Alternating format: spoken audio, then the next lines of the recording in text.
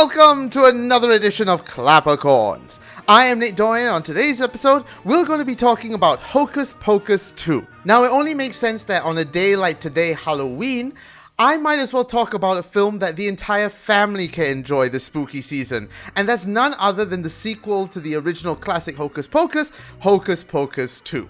After 29 long years of not seeing the Sanderson Sisters again, the three of them are back in action, ready with all their laughs and puns and cheesy sense of humor that we all have come to love. Now, I'll be the first to admit, I didn't think that we needed a sequel, especially the fact that this is almost 30 years old, but I was proven so wrong, because this is a film that I think, if not matches, outdoes the original in so many ways. Now, undoubtedly, budget was a lot higher for this film. Of course, back in 1993, you only had so much you could work with. But now in this day and age, they have bumped up that budget. They knew it was going to sell, and they were like, you know what, let's throw everything in.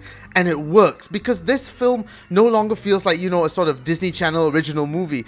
This legit should have been in theaters. This is a shame that it wasn't in the cinemas, because this deserved that theatrical presentation. The color, the humor, the whimsy and magic of it all, it just makes so much sense that this is a film that will keep going on for generations and generations as a classic, just like the first one.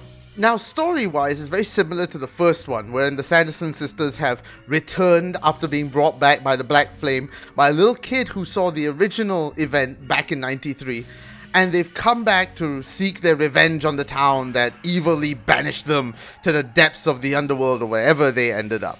Sounds simple enough, which it is, and that's what I cannot fault it for. Like, they've used whatever they have, that simpleness about it, and transformed it into something that's an hour and 40 minutes long and works so incredibly well. The pacing is on point, the story, as simple as it may be, it doesn't need much. It's entertaining and it's a lot of fun. Musically as well, it has a lot of great music in it, a lot of covers as well that will keep you wanting to listen way after the film. I'm still listening to the soundtrack in my car. It's ridiculous. Of course, we cannot talk about Hocus Pocus 2 without talking about, of course, the Sanderson Sisters. Bette Midler, Sarah Jessica Parker, and Kathy Najimy in this film honestly have not aged a day. They still look like they looked like back in 1993 as the Sanderson Sisters. Like, nothing has changed.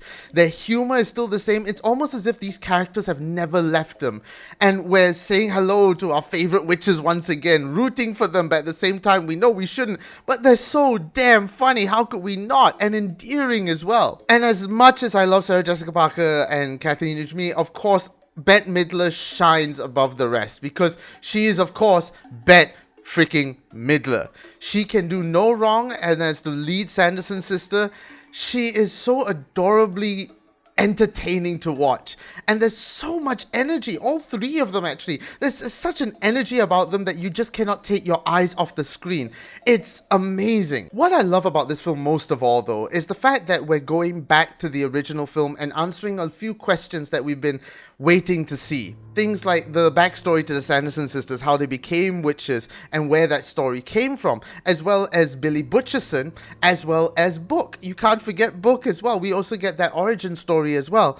And I feel this film perfectly wraps it up in a nice little bow and giving it to you as a gift that we were never asking for, but we deserved. At the end of the day, just like the first film, this film is a story about friendship, sisterhood, and altogether being nice to each other, nice human beings to each other, no matter if you're a witch or a human, no matter who you are. We deserve a little bit of nice in the world, a little bit of friendliness, and I think this film perfectly encapsulated for the entire family. It's not scary. I know it sounds like a horror film, but it's not. Hocus Pocus is not scary at all. You can show it to your kids, don't worry. It's a family-friendly film. Go ahead. It's Disney. Come on. So yes, that was my review of Hocus Pocus 2. Make sure you catch both of the films now. They're both on Disney+, both Hocus Pocus 1 and Hocus Pocus 2. So go ahead and get streaming right now on Disney+ Hotstar. And don't forget, you can follow us on all our socials. It's all on the screen at the moment. YouTube, Facebook, Instagram, and TikTok. We're all there at ClapperCorns.